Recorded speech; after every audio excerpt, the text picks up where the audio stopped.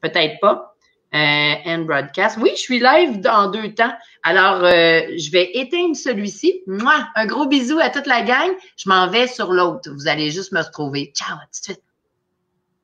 Ici, je peux-tu le terminer? Ici. Bon. Salut Rémi. Salut, ça va? Ça va super bien, toi? Ça va. Tu m'entends bien? Ton son, il est comme en double. Faut que tu en fermes un pour que j'entende super bien l'autre, mais je te vois très, très bien. Mais j'ai fermé un son normalement. Ah oui? Bon, ben je vais baisser, peut-être c'est moi. Pardon, voir. Je parle d'envoi. Ah, là, ça marche. Comment vas-tu? Ça va bien et toi? Ça va super. Donc, sur stream, on te voit un petit peu moins bien, mais c'est pas grave, on te voit super bien sur Instagram. Ok. Ah, on t'en fait faire des affaires. Oui, c'est bon, là. C'est bon? C'est toujours la lumière d'en haut, là, dépendamment. Bon, c'est pas grave. Tiens, fait que là, aujourd'hui, tu nous parles de pain brioché. C'est quoi ça? C'est ça. Donc en fait, on va pas faire la recette ensemble, on va plus en discuter aujourd'hui. OK. Parce que c'est un peu long, ça va faire du bruit et puis on n'aura pas l'interaction. Non, mais je veux que tu nous expliques vraiment le petit pot que tu avais l'autre jour, comme le petit pot de levain. C'est ça, on va parler un peu de tout ça. On va commencer par la brioche, donc aujourd'hui, pour arriver à faire un résultat comme celui-ci. Ah! Ça, t'as-tu fait ça tantôt, là? J'ai fait ça ce matin, oui.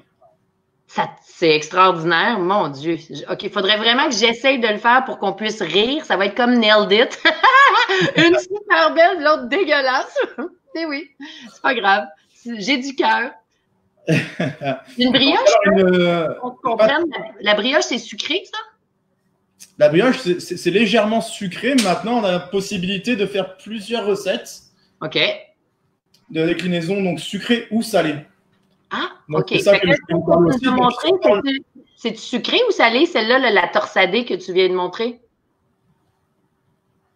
Allô? Ah, tu m'entends pas? Tu m'entends-tu? Allô? Est-ce que tu m'entends? Je t'entends très bien. On a fait un gros bruit dans les oreilles, c'était un peu bizarre. Hein. Et on va se souvenir de ça. On a un bloopers en pyjama. Ça, je pense que ça fait 100 fois que je le regarde tellement c'est drôle. Donc, tu m'entends, là? C'est bon? Ouais. Je ne sais pas si sur Instagram, on m'entend aussi. Oh oui. Excellent. Donc, alors, pour commencer, on va parler de la pâte. D'accord? Okay. Donc, pâte à brioche, on est sur de la farine, de l'eau, des œufs, de la levure ou le vin. Et ou le vin, on va en parler après. Et puis, une matière grasse, donc du beurre à la fin. D'accord? Okay. Donc, les éléments pour le pétrissage, en fait, je vais vous les mettre en photo sur mon Instagram ce soir ou demain matin. Donc, les différentes étapes avec les ingrédients. D'accord? Pétrir, c'est vraiment comme si tu étais en maudit contre quelqu'un, puis là, tu te bats avec, là. Comment? Pétrir? C'est comme, tu tapoches dans le tas. C'est ça, pétrir? Pétrir, pétrir. Je vais te faire voir quelque chose. Si vous avez un KitchenAid, un batteur, ce qu'il faut prendre comme accessoire, c'est le crochet. OK. D'accord? C'est avec ça qu'on pétrit. Pourquoi? Le gros truc, ça marche pas? Le gros truc, ce qu'il faut faire, en fait, pour pétrir une pâte, qu'est-ce que c'est pétrir une pâte? C'est d'avoir une pâte qui est homogène. D'accord? Donc, d'avoir tous nos éléments qui fassent qu'une seule boule de pâte homogène. Okay. Si je prends le fouet, ça va se prendre dedans, on va casser le fouet, puis ça va pas aller. OK.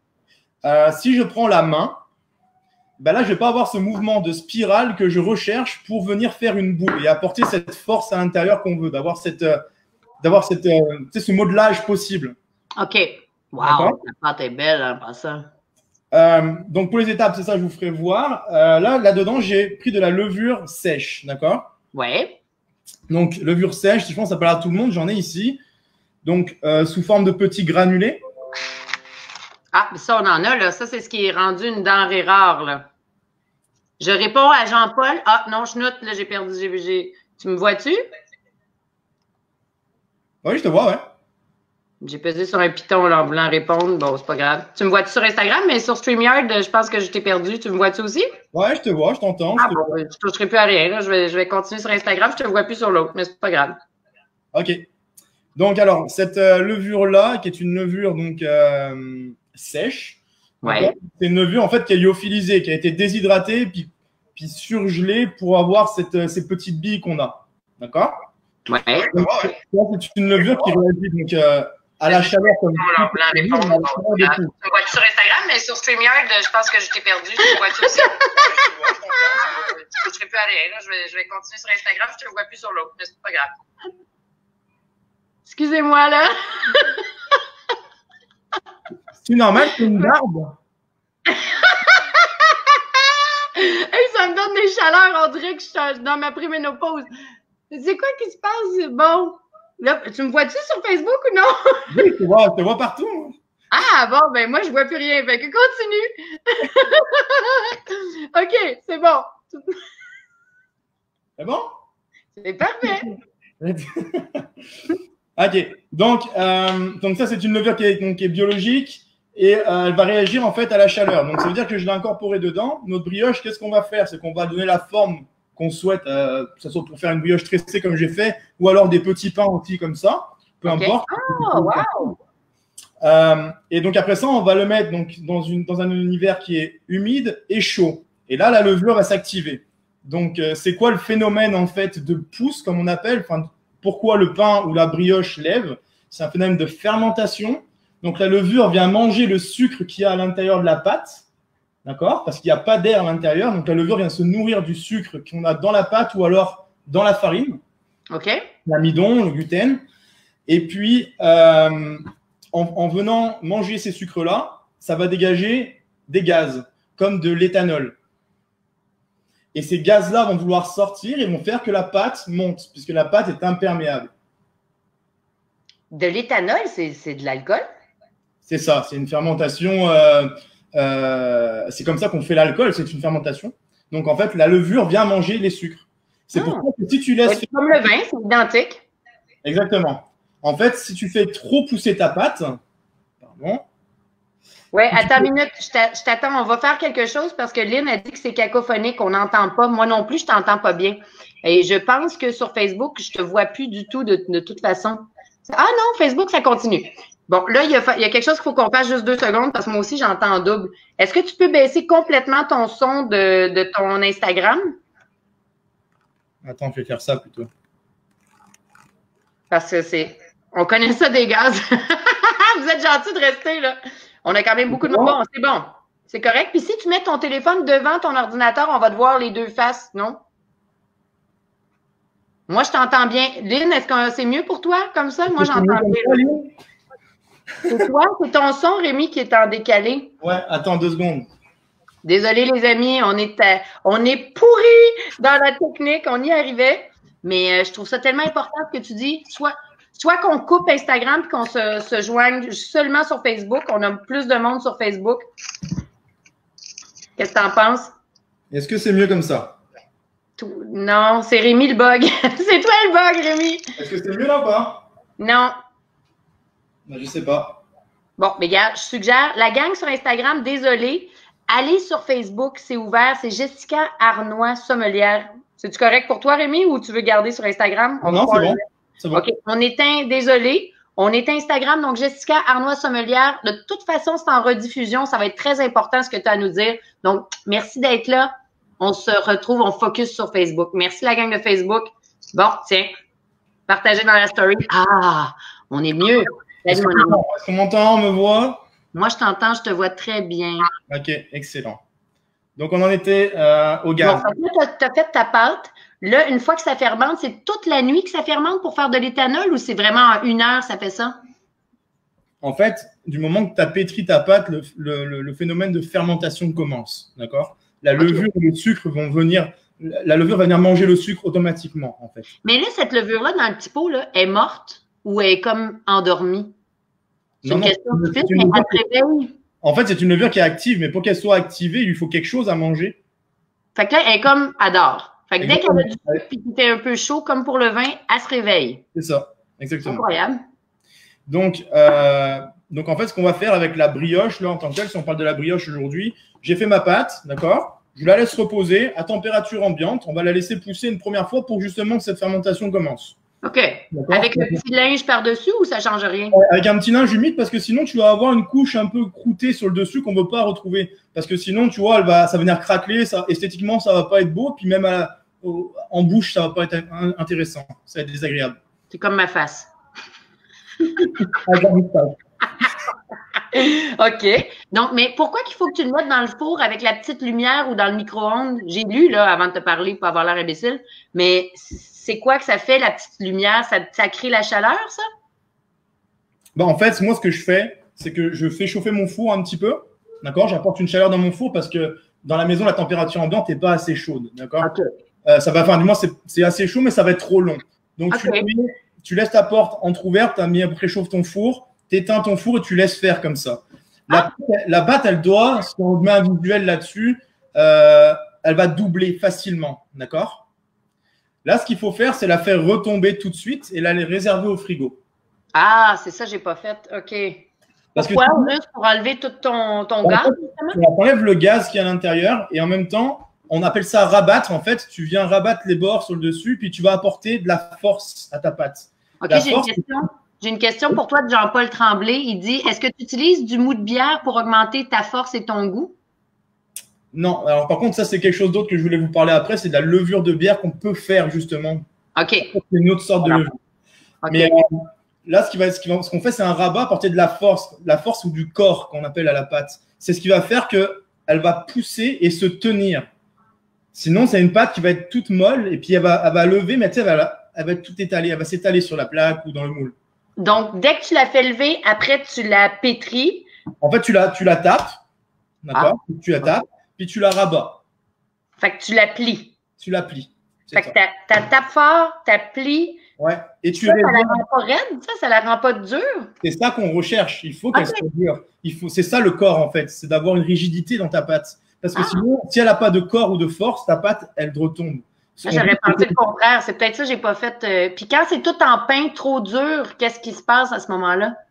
Quand c'est pas aérien, tu sais, l'intérieur, des fois, est fluffy un peu. Après ça, c'est la deuxième étape. Donc, la deuxième étape, en fait, c'est que, regarde, mettons, si on part ici, voilà. Est-ce qu'on voit bien là la brioche? Très, très bien. Excellent. Donc, mettons, regarde, je vais la couper. Prendre un ciseau. Donc, ma pâte, elle n'avait pas l'air de ça, moi. Tu vois, je vais vous faire voir comment on fait une brioche tressée en passant.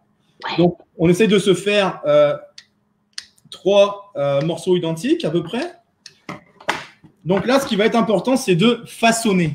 D'accord? Façonner, ça veut dire donc faire des plis à l'intérieur, si tu veux, justement pour qu'il y ait cette force-là. C'est toi qui vas emmener le corps dans la pâte. OK. Cette force. Donc, il y a plusieurs façons de le faire, mais là, si on part sur quelque chose comme une brioche tressée, tu vois, je vais l'aplatir comme ça. Je vais rabattre. Attends, je vais mettre à l'envers, comme ça. Voilà. Je rabats comme ça. OK. Tu la plies en deux. Je la plie comme ça. Et là, avec la paume de ma main, je viens l'écraser comme ça. Et là, on va former tranquillement comme une genre de petite baguette, en fait. Wow. Et là, tu vois, j'ai déjà une pâte qui est beaucoup plus raide. Ouais, je le vois. Et donc, tu mets pas de farine par-dessus quand tu fais ça? Pétrir, c'est sans farine par-dessus? Non, c'est pas. En fait, ça, c'est la pâte à brioche. Si tu veux, elle est grasse. Il y a du beurre à l'intérieur. Donc, en fait, elle ne colle pas. Tu n'en as pas besoin réellement. OK. Donc, en fait, voilà, on va faire ça. On fait ça avec 3 morceaux. Et en fait, on va simplement réaliser une tresse avec les 3 petits boudins, en fait. La poche, fait que là, tu te défoules un peu, après tu tournes. C'est comme jouer avec de la pâte à modeler. C'est exactement ça, ouais. Puis des fois, est-ce que ta pâte, si elle se brise, ça peut-tu. C'est pourquoi que des fois, tu sais, là, c'est pas homogène. Des fois, ça casse, là, justement. Ça va être au niveau de ton pétrissage. En fait, je vous ferai voir plusieurs photos au niveau du pétrissage. Okay. C'est important. Puis il y a des tests aussi à faire. Tu prends ta pâte au niveau du pétrissage qui est assez collante. Ouais. Tu l'étires. Il y a un test à faire. Il faut que ça soit vraiment transparent, qu'on ne voie pas de moton à travers la pâte. Ça, c'est un des signes visuels qui fait que ta pâte est bien pétrie. Elle est bien homogène. Donc, voilà. Tu es une machine. Il a fait ça vite, hein? Tu es un ninja du pétrissage. Donc là, ce qu'on va faire, on vient juste assembler nos 3 morceaux pour qu'ils collent. Okay. Et on forme une tresse, comme une tresse de cheveux, par exemple. D'accord? Ce qu'il faut qu'elle soit bien serrée, par contre. D'accord? OK. Ça. Regardez bien pour ceux qui ne savent pas faire de tresse. Dans le fond, c'est t'en swing une d'un bord, une de l'autre. Toujours une d'un bord, une de l'autre. Donc là, arrivé au bout, hop, je coupe le. Tellement beau. Voilà, comme ça. Donc là, on a la tresse. Super. Donc là, il y a plusieurs choses. Soit on peut la mettre sur une plaque et puis c'est une brioche qui va monter un peu plus large et moins en hauteur. Ou alors on peut utiliser aussi, donc ça colle pas. Hein. Il n'y a pas besoin de beurrer forcément des moules ou mettre du PAM. Une fois cuit, ça se décolle. Hein. On peut faire en aluminium comme ça, c'est ce que j'ai utilisé moi pour faire la mienne. Ça, j'en ai un. Fait que n'importe quel plat, tu peux-tu le mettre d'un poêlon, n'importe quoi? Un poêlon, un plat gratin aussi, ça peut faire l'affaire. Tu sais, des fois, ça peut bien j'avais pris. accompagner la famille. Annie, elle demande si tu es capable de faire une tresse française. Je vais me la mettre sur la tête pour demain. Ah oui, Mario, il demande, à la fin, est-ce que tu fais un nœud? Ou qu'est-ce que tu as fait à la fin? Tu l'as comme en fait, je suis venu la couper, en fait. Ça l'a assemblé, ça l'a collé. Ça l'a collé au fond. Fait que dans le fond, tu coupes ton bout puis tu l'aplatis ensemble. C'est beau. Ça. Moi, j'aime bien prendre les petits barquettes en aluminium comme ça parce que tu peux venir un peu, si tu veux réduire la taille pour accompagner la brioche. Ce qui est intéressant, c'est que la brioche, elle monte en hauteur et pas en largeur.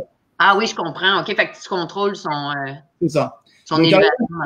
À cette étape-ci, on va la recouvrir en fait finalement la deuxième fois d'un linge et là, on va la faire pousser. D'accord. OK. Voilà. Donc là, on va la faire pousser et puis on va la faire quasiment tripler de volume. Là, c'est une pâte qui va coller au toucher et qui va être assez fragile. On va voir que si on appuie dessus, justement, elle va retomber. Ah ouais, je savais pas que ça allait tripler de volume comme ça. Ouais, si maintenant, il n'y a rien qui se passe, y a-t-il quelque chose qu'on peut faire? Ah bah, c'est automatique? Normalement, à l'effet de la chaleur, c'est automatique. Okay. Mais par contre, voilà, il y a vraiment, tu sais, je te dirais, fais pousser aux alentours de 24-25 degrés là. Pas trop, parce que sinon, ton beurre va sortir de ta pâte. C'est ça qui est un peu délicat avec la pâte à brioche versus le pain, par exemple. OK, tu as une question ici, en gréo. Bonne, Stéphane. Jean-Paul, il dit, Rémi, est-ce que tu saupoudres rien dessus pour accentuer le goût? Tu mets-tu quelque chose par-dessus? Alors ça, c'est avant la cuisson. Là, on n'est pas rendu là. Là, on l'a fait pousser. Donc après ça, une fois qu'on est rendu donc à tripler de volume à peu près, on préchauffe notre four à peu près pas plus haut que 350, sinon ça va venir trop saisir notre brioche. Ce qu'on veut, c'est qu'elle monte tranquillement, que ça fasse de l'alvéole, de la mie. Et puis la croûte croustillante, elle va se faire avec la dorure qu'on va apporter dessus. La dorure, c'est quoi? C'est un œuf dans un bol avec un petit peu d'eau, un petit peu de sel. On mélange. L'œuf au complet ou tu sépares le blanc du jaune? L'œuf au complet. OK. Et là, on va badigeonner légèrement notre brioche avant la cuisson. Et c'est ça qui va apporter la coloration, qui va apporter la croûte aussi également. Donc, puis tu mets du sucre ou du sel par-dessus. Tu peux mettre du sel juste avant la cuisson, donc qui va coller par-dessus notre dorure. On peut mettre du gros sucre, des pépites de chocolat, même à l'intérieur aussi. Ce qu'on peut faire en recette salée, moi, ce que j'aime bien faire, c'est partir sur une brioche comme ça ou un gros pain. Et dedans, tu incorpores une saucisse. C'est une grosse saucisse de Strasbourg, de Toulouse, admettons, dedans. Ouais. Et ce que tu peux faire, c'est façonner un pain avec une saucisse que tu as pochée dans un bouillon. Comme ça, la chaleur de la saucisse va faire gonfler ta brioche, fait que les goûts vont être à l'intérieur. Et tu cuis ça. On appelle ça, nous, dans notre région, un saucisson brioché. Attends une minute, juste que je comprenne bien. Fait que là, tu fais bouillir ta grosse saucisse, tu la mets dans le pain pendant qu'elle lève? En fait, c'est ça. Tu incorpores en fait ta saucisse au moment du façonnage. Quand tu vas façonnage quand ça relève. Okay. Ah, OK, du façonnage à l'étape où tu pétris, si tu veux. Puis après ça lève avec la saucisse dedans. Tu cuis. Et tu cuis. Ça, c'est exceptionnel, ça. Wow, c'est vrai que c'est une bonne idée. Juste, des protéines. Pour comprendre une chose, quand tu le laisses lever la deuxième fois, c'est combien de temps? Tu vas-tu nous écrire ça? Ouais, je vous écris ça. Après, ça dépend aussi du poids, d'accord? Moi, je vous dis vraiment visuel, il faut que ça triple à peu près de volume. OK. Que ça soit une boule, que ça soit un pain, une brioche tressée, il faut que ça triple, vraiment. Parce que en même temps, si je la mettais au four comme ça, je la fais pas pousser et je la mets au four, d'accord? Ouais. Ce qui va se passer, c'est que je vais pas avoir cette mie, je vais avoir quelque chose de très dense, quelque chose de très raide il va avoir une mâche, tu vas mastiquer et puis c'est agréable, tu vois. OK. Mais celle que tu nous as montré tantôt, là, si tu la remontes à l'écran, elle est très haute. Elle a comme levé. C'est tellement beau, ton truc. Wow. Ça, c'est la tresse que tu as faite, là. C'est ça que ça a l'air après. C'est impressionnant. Ceux qui veulent voir sur ma story, j'ai déjà mis ce matin, en fait, la tresse que j'ai faite. Ouais. Le résultat, c'est vraiment ça.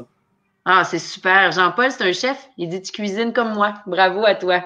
C'est beau, vraiment beau, là. C'est impressionnant. C'est une autre technique. C'est pour ça que quand on cuisine des vrais plats que tout le monde peut cuisiner, je fais des accords mets et vins. Mais là, c'est tellement rare qu'on a la chance de parler avec un vrai boulanger. Les techniques, c'est presque mathématique, hein? Donc, c'est précis pour les ingrédients, pour la température. Au niveau des pâtes fermentées, c'est de la chimie en vrai. Hein. C'est de la chimie, c'est ça. Tu sais, quand on parle de levure, là, je vous ai parlé juste de la levure sèche. Maintenant, dans des livres, mettons, vous avez des fois la levure fraîche qu'on peut trouver chez le boulanger. Ça, c'est des levures qui sont faites à partir de souches. Et puis, juste comme ça, je vais vous le dire, c'est un petit astuce, mais si on veut faire la comparaison entre la levure sèche et la levure fraîche, on compte 2,5 à 3 fois plus de levure fraîche versus la concentrée, en fait. Ah ouais, puis est-ce que ça se goûte dans le goût? Tu vois vraiment une différence? En fait, c'est vraiment la balance pour avoir la même quantité, en fait. OK, je comprends. Mais dans le goût, admettons que je le fais à l'aveugle. Tu fais un pain brioché avec la levure chimique, si on veut, puis la levure fraîche, est-ce que je m'en rendrais compte? Ouais, tu vas t'en rendre compte, puis aussi dans la texture. C'est sûr que c'est une levure qui est très intéressante à travailler, oui. Wow, c'est cool. C'est pareil pour les vins, hein. Je fais un aparté, mais dans les vins, tu as la levure qu'on appelle une levure indigène. C'est les levures naturelles qui se retrouvent sur la peau de raisin. Et, comme pour le Beaujolais, là, on a vu du gamay hier, tu peux ajouter une levure. Tu peux avoir des styles de levure qui donnent des goûts précis, comme la banane. Est-ce que c'est pareil pour le pain? Tu peux choisir des levures qui confèrent un goût spécial? Bah, vers un goût spécial, je dirais plus vers des côtés plus acides au niveau de l'acidité. Mettons, tu vas utiliser un levain, c'est pour ça qu'on fait la balance souvent. Donc, le levain, là, qu'on parlera peut-être demain, là, mais en tout cas, le levain avec de la levure fraîche pour balancer ce taux d'acidité-là. Et puis balancer aussi les levures à l'intérieur. OK, ben faisons ça. Fait qu'aujourd'hui, c'est vraiment la pâte briochée. Tu vas nous donner les ingrédients. Fait que là, on a vu on le laisse monter comme un pain normal, dans le fond. Ouais, c'est ça. Après, une fois qu'elle est homogène puis elle est plus grasse, elle avait l'air plus facile à travailler. Ouais. Tu la pétris. Puis tu as dit le mot façonner, dans le fond, c'est comme tu fais 3 boudins, tu la tresses, puis là, tu la laisses lever une deuxième fois. Une fois qu'elle est levée, avec ou sans la saucisse, tu rajoutes ton œuf, ton sel ou ton sucre ou tes pépites, si tu la veux sucrée ou salée, puis tu as cuit pendant, là, Jean-Paul, il disait, quel degré de cuisson? 350, tu disais? Ouais, 350, je dirais même le max. On peut même aller à 320. Moi, j'aime bien aller avec une cuisson un peu plus lente, justement pour laisser développer la pâte. Puis combien de temps environ pour la grosseur que tu nous as montré? Pour la grosseur, là, on dirait 12-15 minutes peut-être. Pas plus que ça? Non, ça va très vite justement parce que il n'y a pas cette densité-là. Là, si je la mettais au four maintenant, elle serait beaucoup plus longue à cuire parce qu'il n'y aurait pas ces alvéoles. Là, il va y avoir beaucoup d'air, ça va cuire beaucoup. Ah, je comprends. Tu es une mine d'or. C'est un cadeau de t'avoir. Un truc, si on a 5 minutes, pour ceux qui voudraient faire aujourd'hui, demain, pour fabriquer sa levure fraîche, en fait. Oui. D'accord? Ça prend 24 heures, donc je peux le faire maintenant. J'ai tous les ingrédients. Il faut 3 ingrédients. On le fait parce que c'est important. Ça, c'est le petit pot que tous les chefs ont ou presque là, qui font leur pain. C'est le petit truc. Non, c'est pas ça. Ça, c'est pour fabriquer une levure de bière, donc une levure fraîche de boulanger, d'accord? Si on avait pas ça et qu'on est dans une recette, on veut de la levure fraîche, ça prend 24 heures. On fait la veille pour le lendemain. Donc, on va prendre 100 millilitres de bière, d'accord? Ah, c'est ça qu'il disait. Donc là, on va utiliser le ferment, en fait, le malt de la bière pour pouvoir activer et chercher nos levures, d'accord? OK. À ta minute, je t'arrête tout de suite. Je veux juste répondre à une question de Mario. Est-ce qu'il y a des levures indésirables naturelles sur le raisin? Règle générale, non. C'est des levures indigènes normales. Par contre, on peut en manquer. Certains sont trop, il y a trop de sucre, ils s'endorment. Fait que c'est pour ça qu'il faut en rajouter pour continuer la fermentation. Mais c'est plus de la pourriture qui va être indésirable, comme les petits champignons. On appelle ça de la pourriture noble. Quand c'est le Botrytis cinerea, le petit champignon comme à Sauternes qui suce l'eau, mais qui protège la baie, donc il n'y a pas d'oxydation. Sinon, ça s'appelle de la pourriture grise et là, ça fait pourrir le raisin. Mais pour les levures, c'est règle générale une levure qui est toujours bonne, mais on peut en manquer, d'où l'ajout ou pour changer le goût. Excuse-moi. Fait que toi… C'est vrai que justement, le levain, c'est exactement ça. On en reparlera demain. Pareil, c'est ça. Et puis, on peut y aller avec le raisin et la pomme aussi. On en reparlera demain. Il y a plein de choses à dire. C'est passionnant. Là. Je ne savais pas que c'était si complexe que ça. Fait que ça, c'est une bière, là? Ça, c'est de la bière blonde, d'accord? Donc, bière blonde. Pourquoi blonde? Parce que je la voulais neutre, d'accord? Donc là, on va y aller avec une petite cuillère à soupe de sucre. Du sucre normal, du sucre blanc? Du sucre blanc. Okay. Et puis, donc, on va y aller avec une bonne cuillère à soupe de farine. D'accord? Ça, c'est une levure maison. Je n'ai jamais entendu parler de ça. Là, la recette, elle est finie. Tu mélanges seulement. Oui, D'accord? t'as Comme ça, raison, tu Martin. mélanges. Paf. On dirait que tu fais de la colle pour faire un masque en papier mâché. C'est ça. Oula. Donc voilà. Là, ce qui va se passer, il va avoir la bière avec les levures intérieures. Toi, ça mousse, là, ça mousse, ça travaille. On voit, là. Tu sais, il y a quelque chose qui marche pas, là. Tu sais, tu vois que ça gêne la bière, là. Ben oui, je vois. Donc ça, c'est le sucre qui vient déranger. La levure vient attaquer tout de suite. Là, il y a quelque chose qui se passe déjà tout de suite. OK. Donc, Bye, Jean-Paul. donc là, tu mélanges et tu laisses à température ambiante le pot fermé jusqu'à demain. C'est tout? Ouais. Le résultat de ça, demain, qu'est-ce qui va se passer? On regardera ensemble. Justement, c'est pour ça que je voulais le faire aujourd'hui. Il va avoir une séparation qui va se faire. Donc, la bière, entre le liquide va se séparer, va remonter. On va l'extraire. On n'a pas besoin de ce liquide-là. Et il va nous rester 50 grammes à peu près de pâte sur cette recette-là. Et qui est notre levure, en fait. Hey, ça, je m'en vais faire ça tout de suite. Redis combien de bières. Fait que là, tu prends n'importe quelle bière, mais idéalement moins puissante en goût, donc une bière blonde. Donc, 100 ml de bière. OK. Écrire ça. Une cuillère de sucre, une cuillère de farine. Une cuillère à thé ou de soupe, t'as dit? À soupe. Fait qu'une cuillère à soupe de sucre, fait qu'un pour un. C'est tout, là? C'est tout. Est-ce qu'on le recouvre, on met un saran wrap, quelque chose ou rien? Également un couvercle ou un saran wrap, tu laisses à température ambiante. Ça, c'est bien important parce que il faut que si tu mets au frigo, ta levure, elle meurt. Hein. C'est à la chaleur. Hein. Bon, ben, je m'en vais tout de suite faire ça, puis on va voir les deux résultats demain. Mais je brasse pas, je fais rien. Je la laisse là. Tu dilues bien ton sucre et ta farine, qui est plus de moton, et tu laisses travailler. Voilà. Donc demain, ça ne sera pas bon, c'est normal, c'est de la levure, c'est normal. Il y a une fermentation, une odeur fermentée qui va avoir dedans, c'est normal. Mais là, on se voit dans 2 jours. Ça va être bon dans 2 jours, ça? Oui, c'est bon. Fait je le laisse sur le comptoir. Dans 2 jours, on se voit, puis on va faire quoi avec ça? On va faire un pain tout court? On va faire du pain. Un pain blanc. Un pain blanc. Un genre de petite miche. On va faire une miche. Okay. Moi, je te donne un défi. Le mien était raide comme ma table. Est-ce qu'il peut être mou dans le milieu puis croustillant sur le dessus? C'est bon, on va faire ça, ouais.